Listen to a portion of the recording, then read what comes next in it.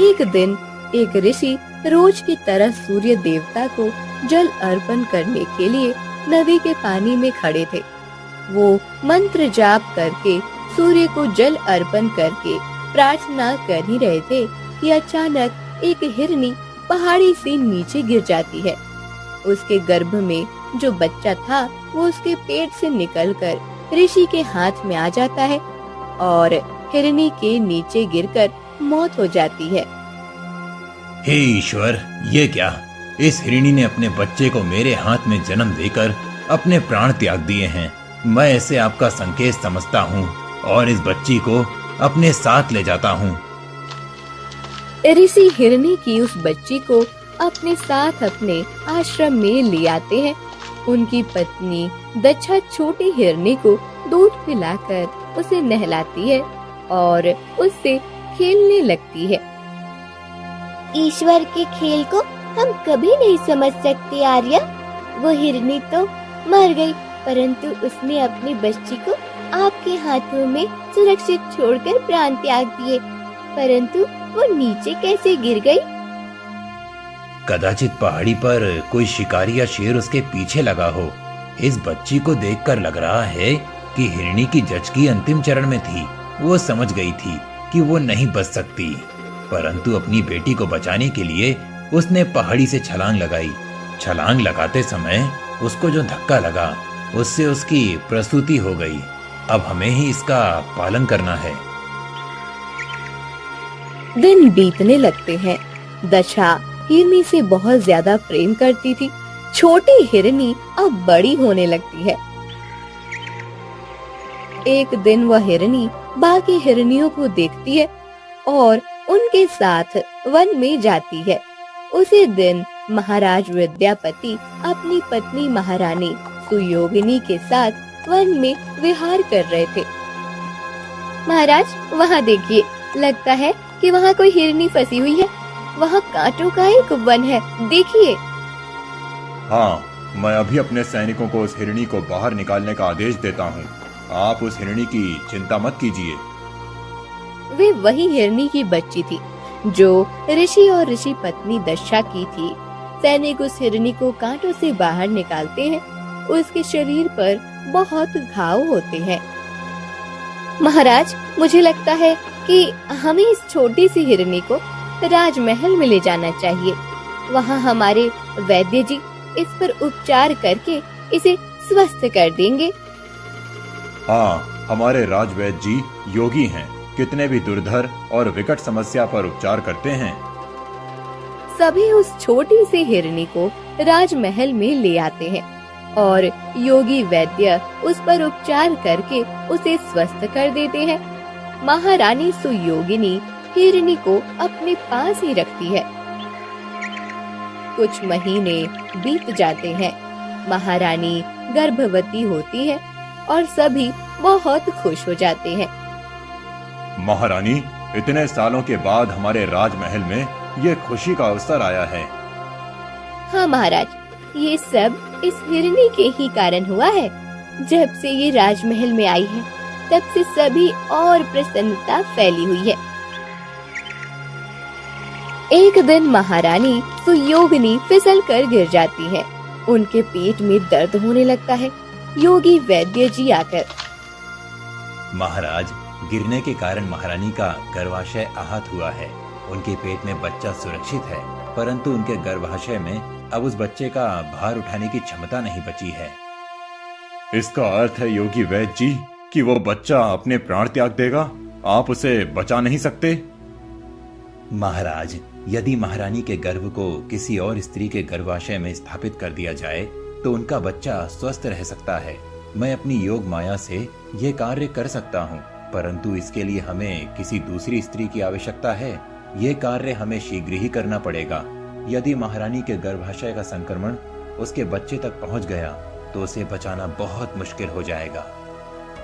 तभी हिरनी महारानी के पास ही होती है। अचानक वो हिरनी बोल पड़ती है, योगी वैद्य जी, आप महारानी के बच्चे को मेरे गर्भ में स्थापित कर दीजिए। मैं उनके बच्चे का अपने गर्भ में पालन करूंगी। उस हिरनी को मनुष्य के भाषा में बोलता हुआ देखकर सभी चौंक जाते हैं। समय की मांग देखकर योगी वैद्य जी कहते हैं, तुम अभी बहुत छोटी हो हिरणी। महारानी के बच्चे को जन्म देते समय तुम्हारे प्राण भी जा सकते हैं। योगी वैद्य जी, महारानी ने मुझ पर अपनी पुत्री के समान प्रेम किया है। उनके कारण ही मैं जीवित हूँ। यदि उस दिन महाराज और महारानी ने मुझे कांटों के वन से मुक्त नहीं किया होता तो किसी शेर ने मुझे अपना शिकार बना लिया होता। वो मुझे साथ यहाँ ले आए और बहुत प्रेम किया। अब उस प्रेम और उपकार को लौटाने का समय आ गया है। हिरनी की बात सुनकर योगी वैद्य जी हाँ कहते हैं। उन्होंने महारानी के पेट पर हाथ रखकर अपनी योग विद्या और मंत्रों से महारानी के गर्भ को हिरनी के गर्भ में स्थापित कर देते हैं। कुछ महीनों के बाद हिरनी ने एक बेटी को जन्म देती है। हिरनी ने जिस बेटी को जन्म दिया था वो देखने में बहुत विचित्र थी। आधे मनुष्य और आधे हिरण के शरीर को लेकर जन्मी थी। उसे देखकर विद्यापति, महारानी ये क्या? इस हिरणी ने ये कैसी विचित्र बच्ची को जन्म दिया है? मैं भी वही विचार कर रही हूँ महाराज, परंतु जैसे भी हो ये तो हमारी ही पुत्री है। महाराज, कदाचित हिरणी के गर्भ से ये उत्पन्न हुई है, इसीलिए इसका शरीर ऐसा है। राजकुमारी एक अनोखे शरीर के साथ जन्मी है महाराज। नहीं, यह राजकुमारी नहीं है महारानी। मैं ऐसी विचित्र बेटी को अपनी पुत्री नहीं मान सकता। आप मुझे कभी भी संतान सुख नहीं दे सकती। आज के बाद मैं कभी भी आपका और इस विचित्र बेटी का मुख नहीं देखना चाहता। ऐसा कहकर महाराज क्रोध से चले जाते हैं। इधर बच्ची को जन्म देने के बाद हिरनी की भी मृत्यु हो जाती है। उसे मरा हुआ देखकर महारानी सुयोगिनी को बहुत दुख होता है। ये क्या, पहले महाराज ने मुझसे संबंध तोड़ दिया और अब ये मेरी प्रिय हिरनी, इसने भी अपने प्राण त्याग दिए। मेरे कारण ही इसके प्राण बचे थे और आज मेरे कारण ही इसके प्राण चले गए। मुझे माता बनने का सुख देने के लिए इसने इतनी छोटी उम्र में अपने प्राण त्याग दिए हैं। अब ये बेटी ही मेरे जीवन का आधार है। मैं इसे इतना प्रेम दूंगी कि इसे बाकी किसी की कमी महसूस नहीं होगी। कुछ महीने बीत जाते हैं। एक दिन महाराज विद्यापति एक सुंदर महिला प्रेमलता के साथ विवाह कर लेते हैं। प्रेमलता महारानी सुयोगिनी से उम्र में छोटी और दिखने में बहुत ज्यादा सुंदर होती है।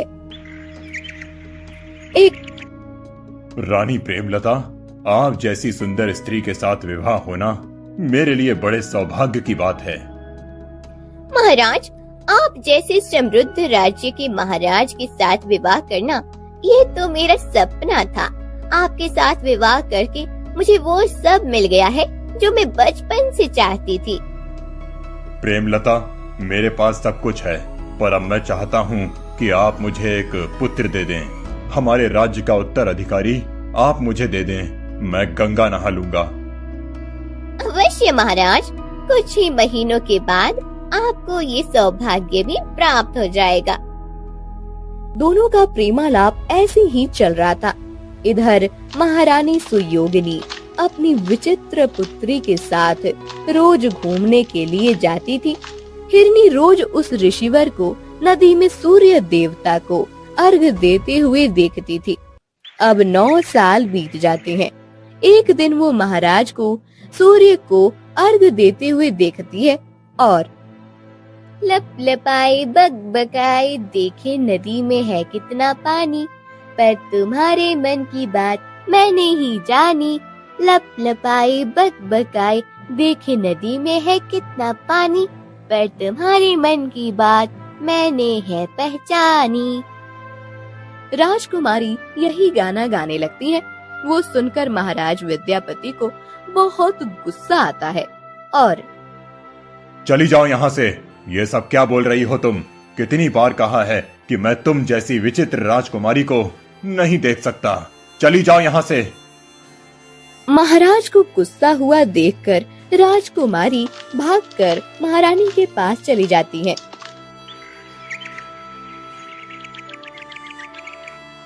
कुछ देर के बाद महाराज की दाढ़ी बनाने के लिए उनका नाई आता है। नाई दाढ़ी बनाने के लिए महाराज के सामने बैठता है और उस तरह के हाथ में लेता है।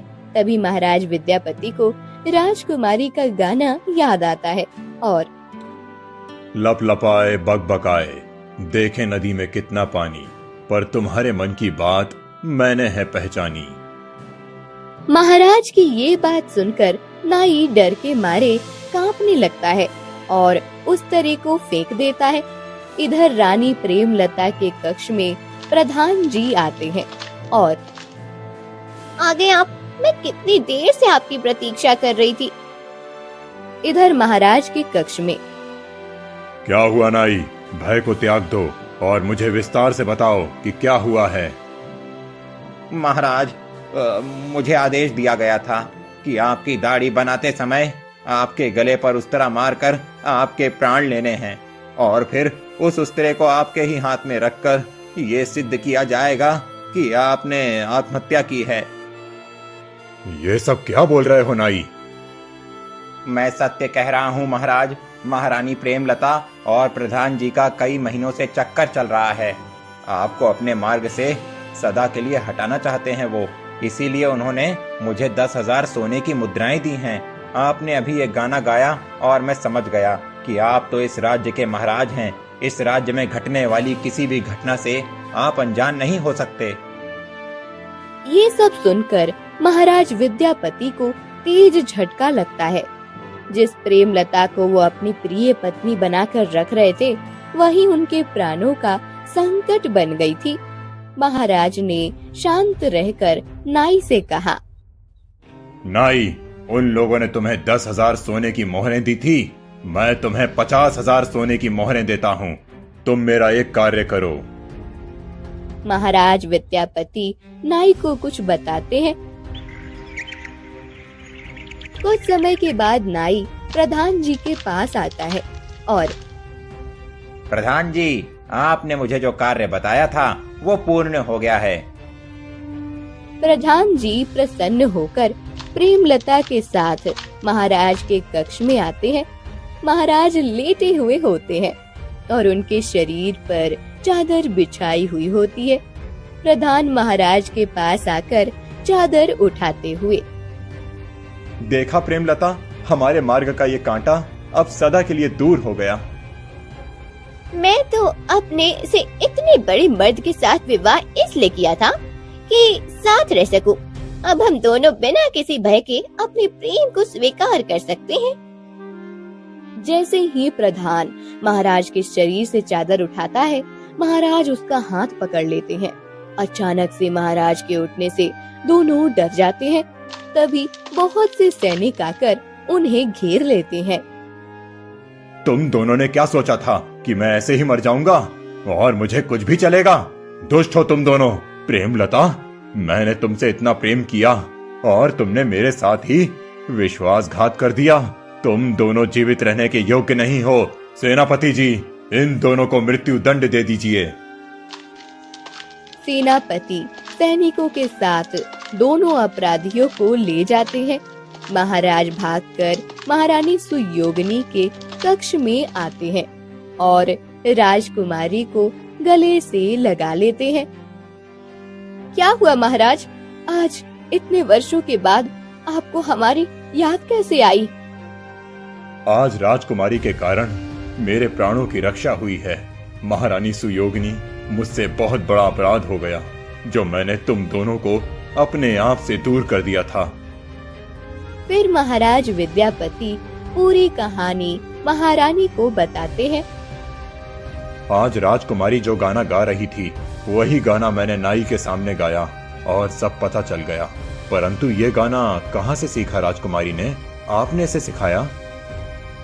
नहीं महाराज, मैंने तो नहीं सिखाया। बेटा बताओ, तुमने ये गाना कहाँ सीखा है? माँ, हम रोज नदी पर जाते हैं ना, वहाँ एक ऋषि रोज सूर्य देवता को जल चढ़ाते हैं। आज जब मैं अकेले नदी पर गई थी तब वो ऋषि नदी पर ही खड़े थे। नदी के पानी में एक बगुला एक पैर पर पानी में आंख बंद करके खड़ा था। उसे देखकर ऋषि ये गाना गा रहे थे। मैंने जब पिताश्री को सूर्य देवता को अर्घ्य देते हुए देखा तब मुझे वो गाना याद आया और मैंने गाना शुरू किया। आज तुम्हारे उसी गाने के कारण मेरी जान बची है पुत्री। यदि मैं ये ना कहता कि तुम्हारे मन की बात मैंने पहचानी तो वो नाई भयभीत होकर मुझे सत्य नहीं बताता। चलो अब हम उस ऋषि के पास चलते हैं। तीनों ऋषि के पास आते हैं। ऋषिवर, ये मेरी पुत्री है। इसके और आपके कारण मेरे प्राण बचे हैं। आपने जो गाना गाया था उसे सुनकर मुझे सत्य का पता चला और मेरी जान बच गई। आप किस गाने के विषय में बात कर रहे हैं महाराज? वही लप लपाए बकबकाए नदी में कितना पानी, तुम्हारे मन की बात मैंने है पहचानी। वो एक बगुले को देखकर विचार आया और मैंने ऐसे ही कह दिया था। बगुला ध्यान लगाकर खड़ा था पर उसके मन में ये चल रहा था कि कब कोई मछली उसके पास आए और वो उसे पकड़े। मुझे नहीं पता था कि मेरे उस कथन का आपको ऐसा उपयोग होगा। यही गाना उस दिन राजकुमारी ने सुना और वो गुनगुनाने लगी थी ऋषिवर। ऋषि विचित्र राजकुमारी को देखते हैं और तुरंत पहचान जाते हैं कि ये उसी हिरनी की बेटी है जो उन्हें प्राप्त हुई थी। महाराज, इस पुत्री को जिस हिरनी ने जन्म दिया है वो कहाँ है? ऋषिवर, दुर्भाग्यवश इस बच्ची को जन्म देते हुए उसकी मृत्यु हो गई। वो हिरनी हमें वन में आहत मिली थी। हम उसे अपने राजमहल ले आए। महारानी सब कुछ ऋषि को बता देती है। हे ईश्वर, उसकी आत्मा को शांति देना। सालों पहले वो हिरनी मुझे इसी नदी में प्राप्त हुई थी। जब मैं सूर्य देवता को अर्घ्य दे रहा था, एक दिन वो अचानक आश्रम से भाग गई। मैंने और मेरी पत्नी ने उसे बहुत ढूंढा परंतु वो नहीं मिली। ऋषिवर, मेरी इस पुत्री के इस विचित्र शरीर को देखकर मैंने उसे अपने से दूर किया था, पर आज इसी के कारण मेरे प्राण बचे हैं।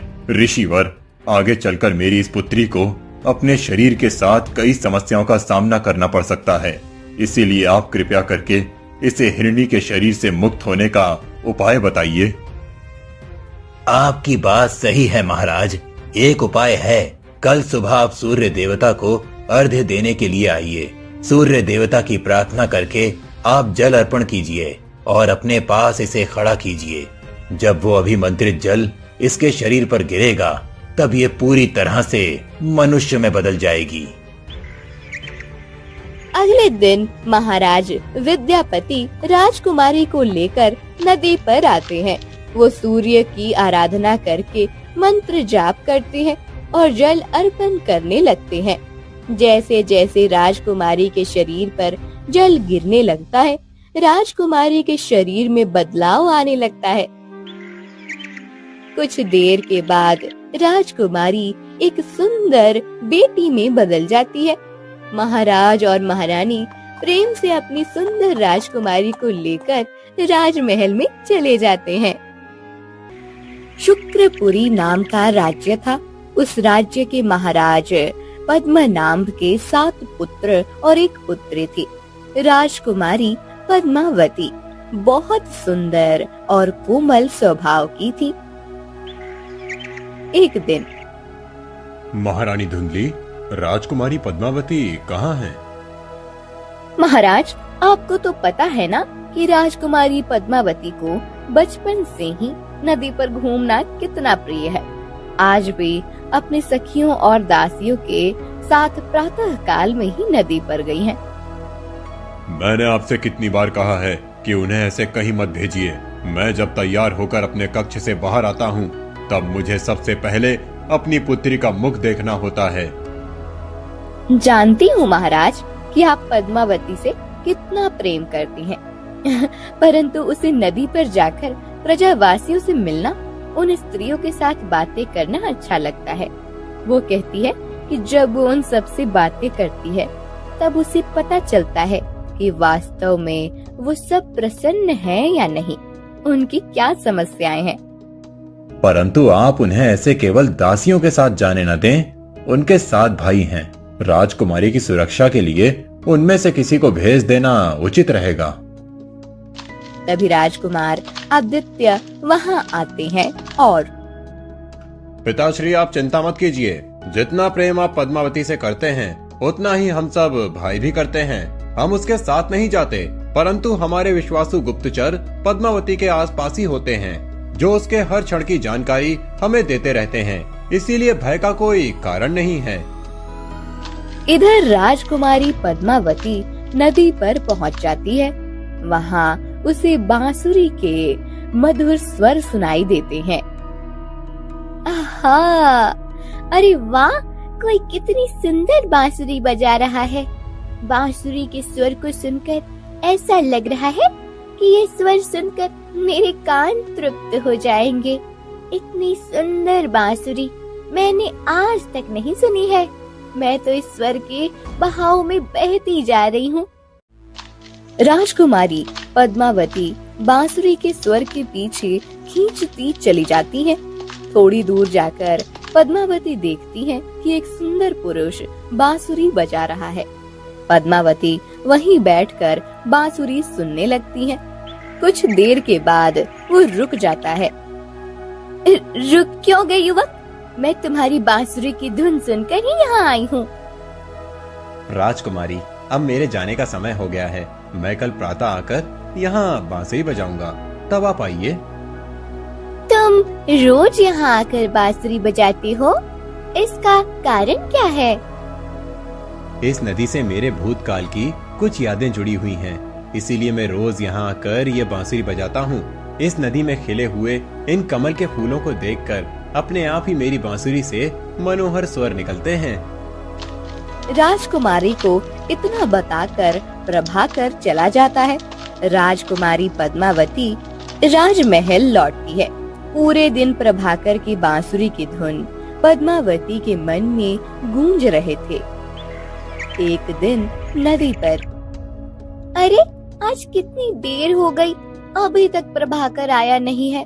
यदि वो नहीं आया तो मुझे बांसुरी के मधुर स्वर कौन सुनाएगा? पद्मावती और कुछ देर प्रभाकर की प्रतीक्षा करती है।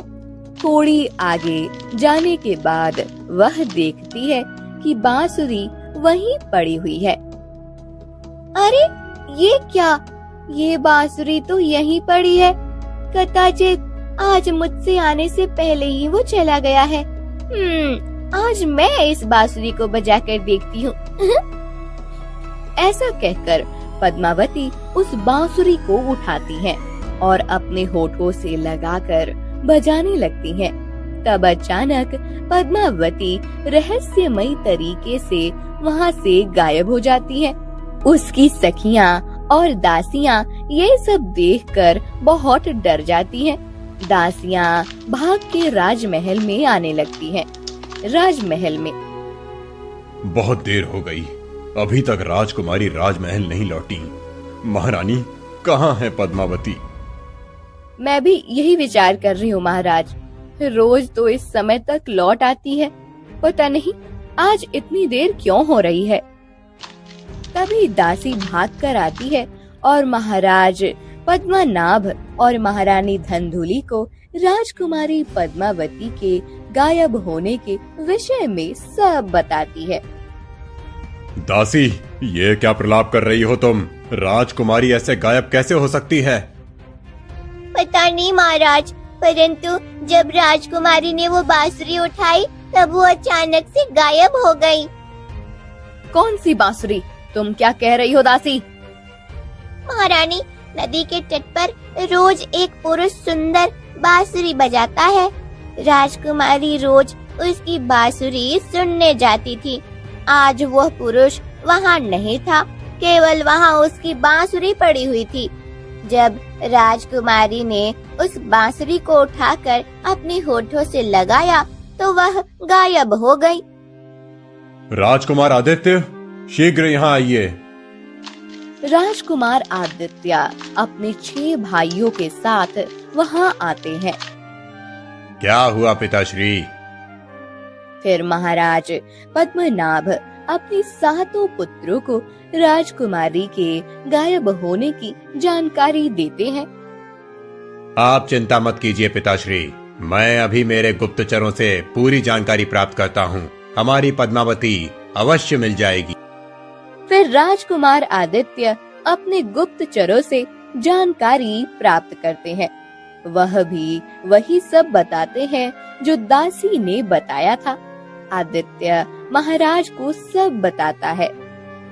जाओ, सब जाओ और मेरी पुत्री को ढूंढो।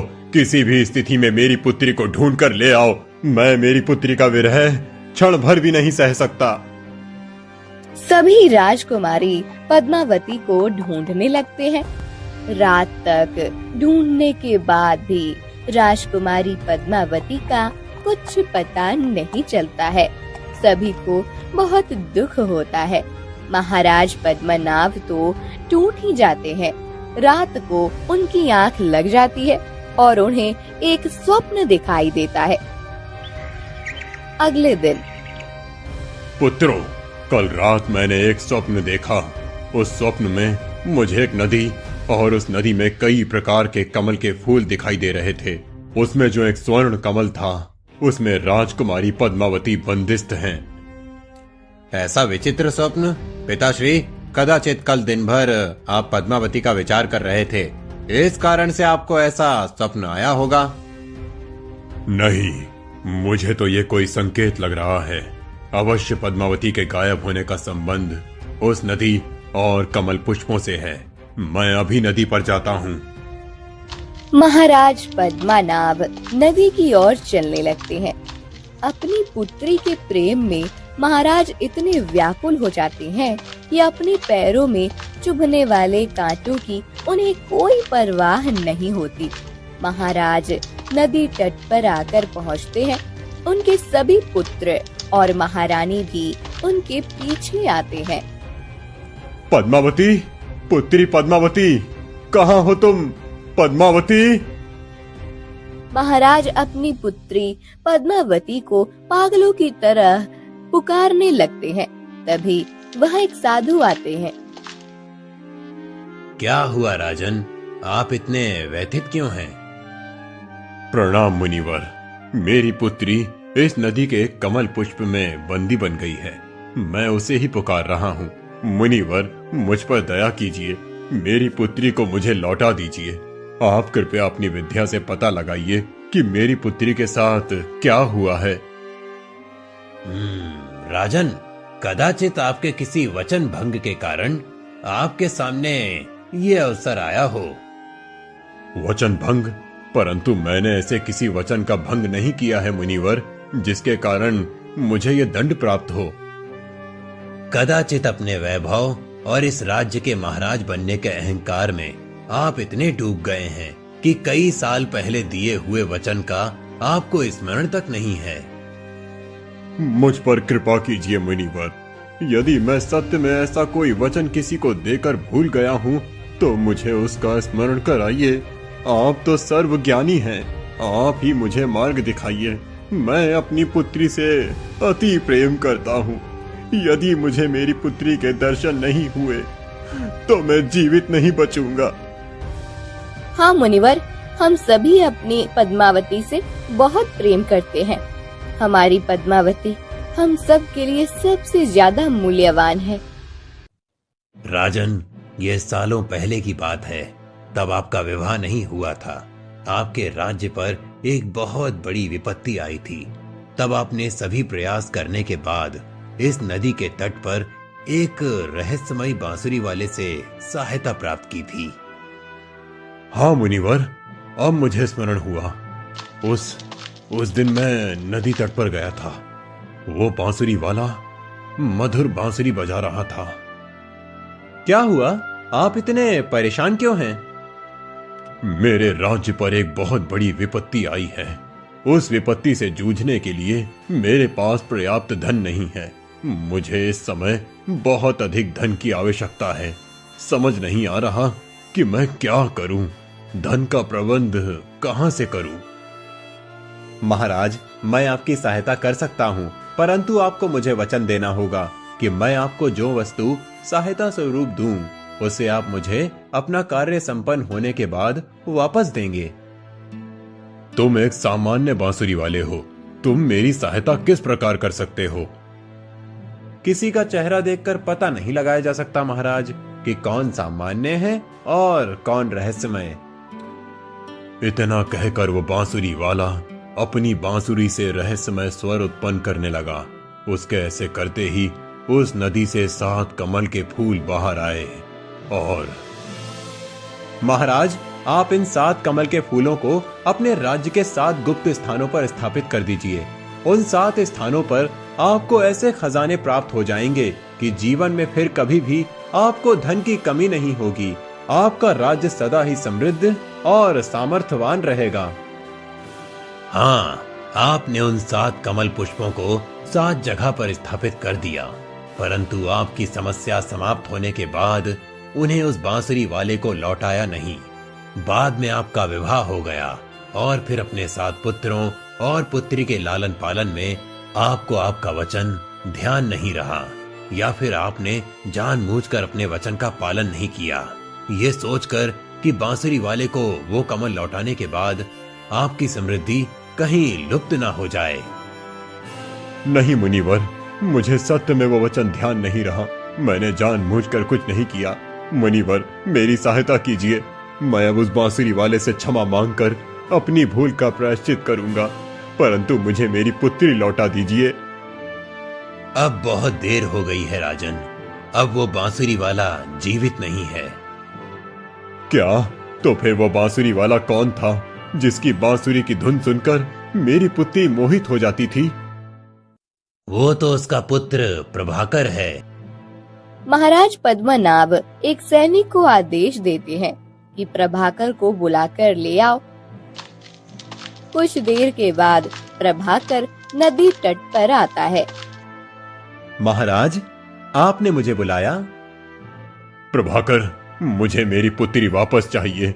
कुछ भी करो और मेरी पुत्री को मुझे वापस दे दो। मैं तुम्हें जितना चाहें उतना धन दे दूंगा। नहीं महाराज, मुझे आपसे धन की अपेक्षा नहीं है।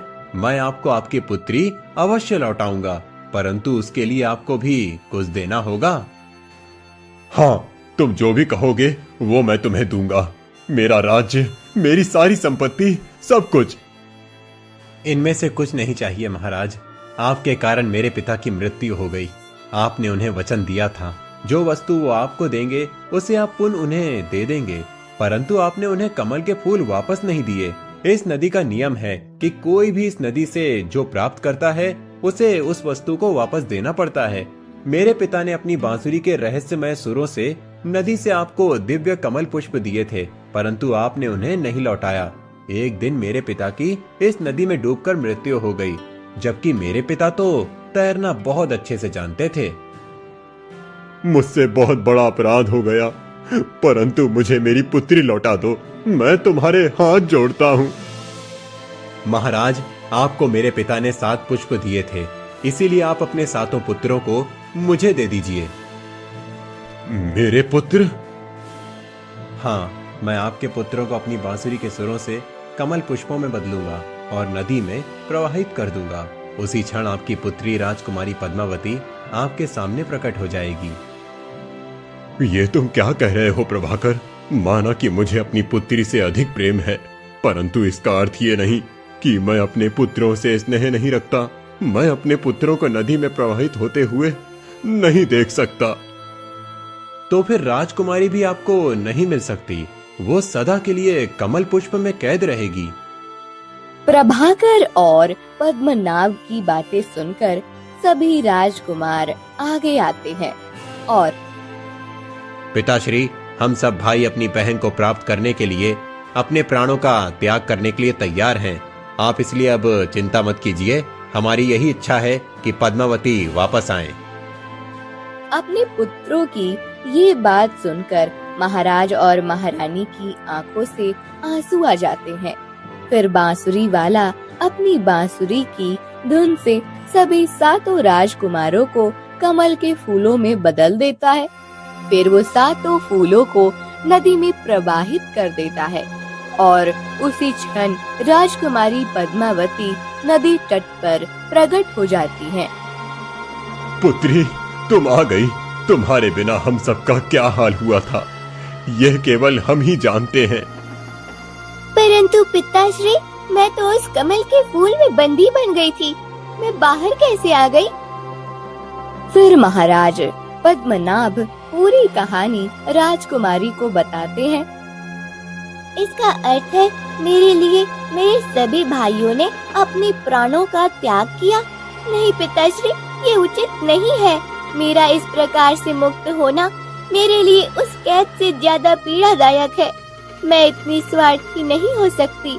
अपने भाइयों का त्याग करके मैं जीवित नहीं रह सकती। साधु बाबा, मेरा मार्गदर्शन कीजिए। मैं किस प्रकार से अपने भाइयों को प्राप्त कर सकती हूँ? पुत्री, तुम सत्य में सबके लिए बहुत स्नेह रखती हो। अपनी प्रजा के लिए भी तुम्हारे मन में बहुत प्रेम है। पुत्र प्रभाकर, तुम अपने प्रतिशोध की भावना को त्याग दो और राजकुमारी के भाइयों को पुनः प्रकट करने का मार्ग बताओ। तुम्हारे पिता को महाराज ने जो वचन दिया था वो उन्होंने पूर्ण किया है। अब प्रतिशोध मन में रखकर तुम्हें कुछ प्राप्त नहीं होगा और ना ही तुम्हारे पिता जीवित होंगे। इसीलिए मेरा तुमसे अनुरोध है कि तुम राजकुमारी की विनती को मान्य कर लो।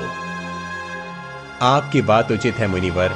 राजकुमारी, आप नदी माता से आदर पूर्वक प्रार्थना कीजिए, वो आपके भाइयों को पुनः लौटा देंगी। राजकुमारी पद्मावती अपने हाथ जोड़ती हैं और नदी से प्रार्थना करती है।